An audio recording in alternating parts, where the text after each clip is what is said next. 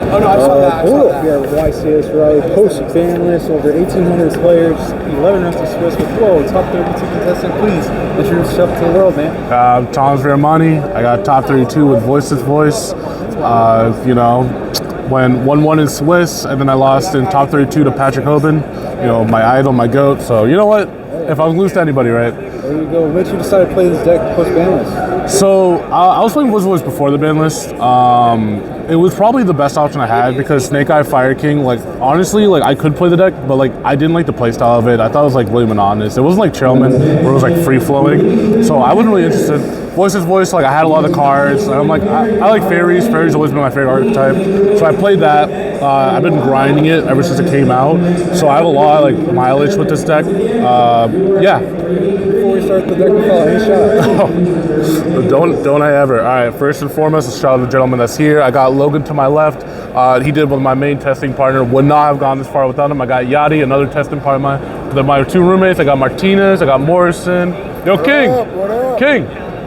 King, yo, say hi to the camera, bro. More, and then I got my boy Brandon, Benny. Yo, that's the Massachusetts group right there.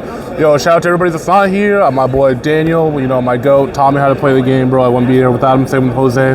Those are both my mentors. I love those guys. Shout out Tom, Owen, you know, the OG. Shout out Battlegrounds, my card shop that I work at.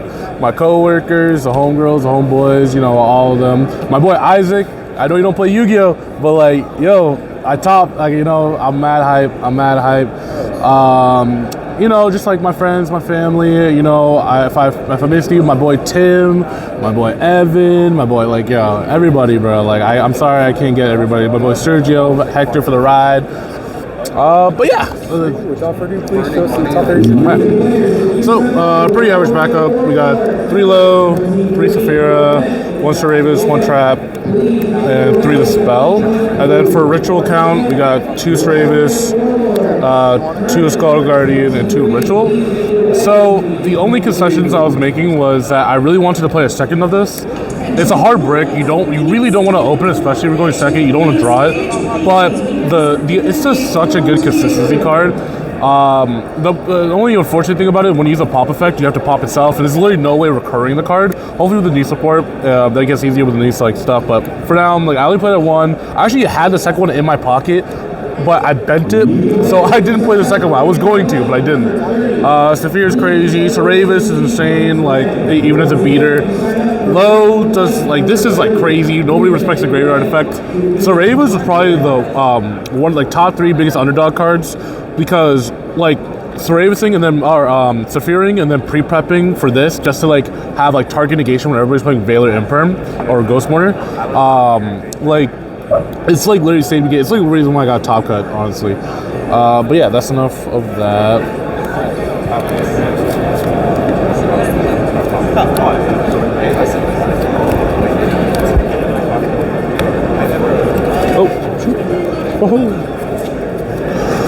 For consistency, we got 3 Diviner, the 1 Trias, 3 pre-prep, and 2 Prospe. The Prospe was cut to 2 for, you know, consistency. Like, I was already at 41. I like call by. I was playing the OG Saphir, the level 6, just so like, because there are times when Diviner resolves and you send like level 6, like you don't send Trias, like you send like Diviner, like Arclight or whatever. And like you just can't, like, this is the only card you can really ritual summon, so Saphir was good for that. But I decided to cut it last minute to make more space for some other like hand traps, some board breakers. So overall, one of the best cards. Trias, not even really that bad of a drop. Pre-prep, probably the best card in the deck. Prospe, just like crazy, just Prospe. I mean, like, you know what it is. For the hand trap lineup, I got 3 Ash, 3 Nib, 3 Veiler, and 3 Imperm. None of these underperformed. Nibiru was really good for this deck because you could send it off to Ritual Summon, which I did do. It's also kind of like an OTK card when you dib and they don't have anything, and that's like part of your like line, because it's hard. Like, OTKing is really important in this format. If you don't OTK like Fire King, Snake Eye, you kind of just lose on the crackback, like a lot of times. Imperm's crazy, Ash is crazy, like nothing new. Like I found myself setting out Ash a lot more, just because like the Link 2 to Reborn was like kind of like busting me a little bit. So probably the only big goo was main deck 3 Super Poly. Like, this card is probably the reason why I made top cut, honestly. This going first, blind, people don't respect it. It's going to get branded, it's going to get some Fire King end boards, some Snake Eye end boards, some... it's actually not that bad against Runic Stun because the Inspector board is super polyable and Hugo's super polyable with low. And that's how I actually won my last 2 matches in Swish. I didn't play any Runic Stun, and then day 2 I only played Runic Stun for Swiss. It was insane. I hated it. But yeah, this is actually how I won because I was able to get rid of the Hugin and swing with the Garura for enough damage for lethal. So that's, again, probably the best card. I hope you increase the price so I can sell these. These are already taken care of. I'll go to the extra deck. Nothing crazy. Like Anima, because no Link Rebo. Anima Take works the best because realistically, if they're a good enough player, they're never going to play in the Anima zone anyways. So you just put like a nib token and you take it for game, and like you clear the board, and then you have enough for over 8k, and you take the card. The last thing you do. This is also good because you can make you put low in the grave, and you have Saravis, the main deck Saravis. So on the next turn, you Saravis, and you can do the low bring back. So like that's also good. But that's like any Link one, I guess. Crazy card, Dynamondo. Like this is probably like one of the best cards all day. Like the play to go like you make this with a low, then you make this with another monster, you banish, and then you make this with a ritual and this, and you spin a card, and it's follow up for next turn. It regains your board. Like Dynamondo, easily one of the craziest cards like around. Like card's crazy. Was fine at 2, didn't feel like I needed to play a 3 though. I was playing, put this first. I was playing the Icicle package, didn't make any of these cards once. It was awful, I hated it. I wish I didn't play it. I should have played more super poly targets, but in the back of my head, this was a last minute inclusion too. I was already making my deck list, and I was like, you know what, whoever in the next code, if you have it, I'll play it, and my boys had it, and I played it, and it was terrible, and I hated it. It was awful. Charmers, I thought I was going to play more against Centurion, but I didn't, so this ended up doing nothing. Dark ended up not doing really much. I reborn a Niv for game once, and then Dark, I took an Imseti for game, and that was like about it. It was just like a way to get cards off the field. To play around like, I got like super ancient like organism, the Floodgate, that played around that, that's about it. Herald, Chaos Angel, made this card like twice. It was cool. Herald obviously mandatory because you're playing Diviner. Super poly targets.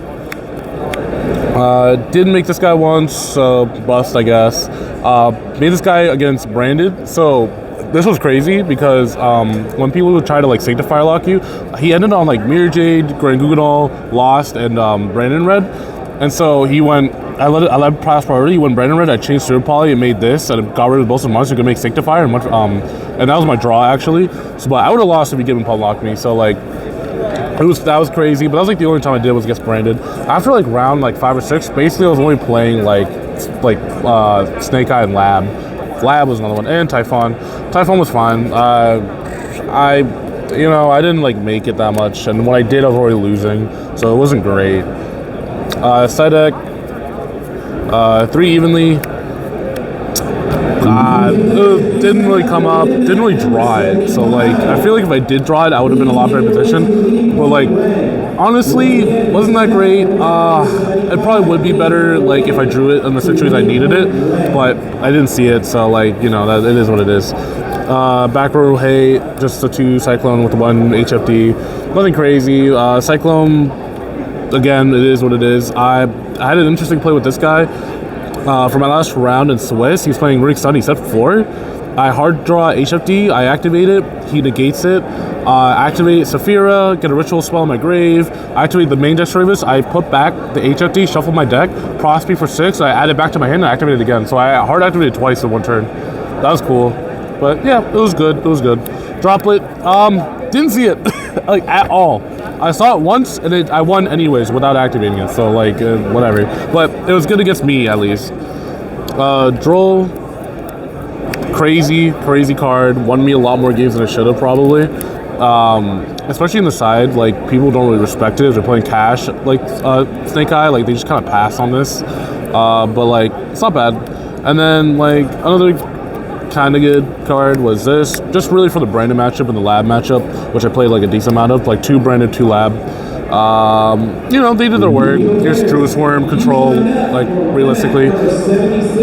But yeah, you know, final shout out to real quick to my boy Ross who just showed up. I gotta include him, my boy. You know, shout out to my boy Rob who took his math test. You know, my goat, Eric, all them boys. Yeah. There you go. And congrats on top 32. Thank you. The next time, everyone.